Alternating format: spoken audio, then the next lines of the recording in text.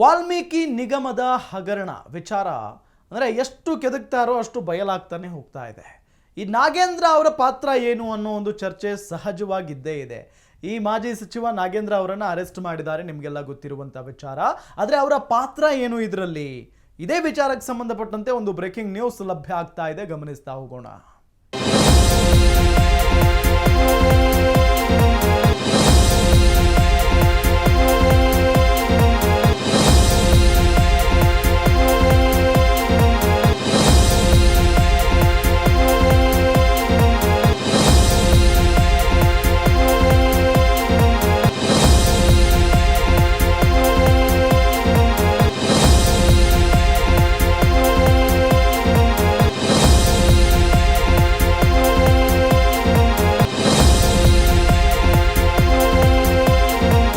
ಲೋಕಸಭಾ ಚುನಾವಣೆಗೆ ವಾಲ್ಮೀಕಿ ನಿಗಮದ ಹಣ ಬಳಕೆ ಮಾಡಲಾಗಿದೆ. ಬಳ್ಳಾರಿ ಲೋಕಸಭಾ ಚುನಾವಣೆಯಲ್ಲಿ ವಾಲ್ಮೀಕಿ ನಿಗಮದ ಹಣ ಬಳಕೆ ಮಾಡಲಾಗಿದೆ. ಎಲೆಕ್ಷನ್ಗೆ 20 ಕೋಟಿ ಹಣ ಬಳಸಿದ್ದಾರೆ ಮಾಜಿ ಸಚಿವ ನಾಗೇಂದ್ರ. ಉಸ್ತುವಾರಿ ಹೊತ್ತ ಕ್ಷೇತ್ರದಲ್ಲಿ ಹಣ ಖರ್ಚು ಮಾಡಿದ್ದಾರೆ ನಾಗೇಂದ್ರ ಅವರು. ಬಳ್ಳಾರಿ ಚುನಾವಣೆ ಹೊಣೆ ಹೊತ್ತಿದ್ರು ಕಾಂಗ್ರೆಸ್ ಶಾಸಕ ನಾಗೇಂದ್ರ.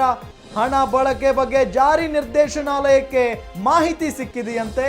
ಅಕ್ರಮ ಹಣ ವರ್ಗಾವಣೆಯ ಸೂತ್ರಧಾರಣೆ ನಾಗೇಂದ್ರನ. ಹಾಗಾದ್ರೆ ಅಕ್ರಮ ಹಣ ವರ್ಗಾವಣೆ ಬಗ್ಗೆ ಕೋರ್ಟ್ಗೆ ಇಡಿಗೆ ಮಾಹಿತಿ ನೀಡಲಾಗಿದೆ. ಅಂದ್ರೆ ಇಡಿ ಕೋರ್ಟ್ಗೆ ಮಾಹಿತಿಯನ್ನ ನೀಡಿರೋದು. ಹೀಗಾಗಿ ಹೆಚ್ಚಿನ ವಿಚಾರಣೆಗಾಗಿ ಇಡಿ ವಶದಲ್ಲಿ ನಾಗೇಂದ್ರ ಅವರಿದ್ದಾರೆ, ವಿಚಾರಣೆಗೆ ಒಳಪಡಿಸಿದ್ದಾರೆ. ನಾಗೇಂದ್ರ ಅವರು ಏನ್ ತಪ್ಪು ಮಾಡಿದ್ದಾರೆ? ಮೊದಲೆಲ್ಲ ನಾಗೇಂದ್ರ ಅವರು ತಪ್ಪು ಏನೂ ಇಲ್ಲ ಅಂತ ಹೇಳಲಾಗ್ತಾ ಇತ್ತು. ಇಡಿ ವಿಚಾರಣೆಯ ನಂತರ ಒಂದು ಸತ್ಯ ಹೊರಗಡೆ ಬಂದಿದೆ. ಲೋಕಸಭಾ ಚುನಾವಣೆಯ ಸಂದರ್ಭದಲ್ಲಿ 20 ಕೋಟಿ ರೂಪಾಯಿ ಹಣವನ್ನ, ವಾಲ್ಮೀಕಿ ನಿಗಮದ ಹಣವನ್ನ ಖರ್ಚು ಮಾಡಿದ್ದಾರೆ ಎಲೆಕ್ಷನ್ಗಾಗಿ ಅನ್ನೋದು ಗೊತ್ತಾಗ್ತಾ ಇರುವಂತ ವಿಚಾರ.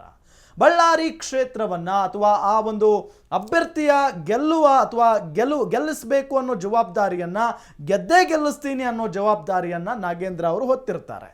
ಹಾಗಾಗಿ ಶತಾಯಗತಾಯ ಅವರನ್ನ ಗೆಲ್ಲಿಸಲೇಬೇಕು ಅಂತ ಪಣ ತೊಟ್ಟಿದ್ದಂಥ ನಾಗೇಂದ್ರ ಅವರು ಇಲ್ಲಿ ವಾಲ್ಮೀಕಿ ನಿಗಮದ 20 ಕೋಟಿ ರೂಪಾಯಿ ಹಣವನ್ನ ದುರ್ಬಳಕೆ ಮಾಡಿಕೊಂಡಿದ್ದಾರೆ. ಇದು ಅವರ ಪಾತ್ರ ಈ ಒಂದು ಪ್ರಕರಣದಲ್ಲಿ. ಹಾಗಾಗಿ ಅವರಿಗೆ ಅಥವಾ ಈಗ ಹೆಚ್ಚಿನ ವಿಚಾರಣೆಗೆ ಒಳಪಡಿಸಲಾಗಿದೆ. ಇನ್ನೂ ಇದರಲ್ಲಿ ಸಾಕಷ್ಟು ಜನ ಇದ್ದಾರೆ ಅನ್ನೋದು ಕೂಡ ಗೊತ್ತಾಗ್ತಾ ಇದೆ. ನೋಡೋಣ ಈ ಪ್ರಕರಣ ಎಲ್ಲಿಗೆ ಹೋಗಿ ನಿಲ್ಲುತ್ತೆ ಅಂತ ಹೇಳಿ.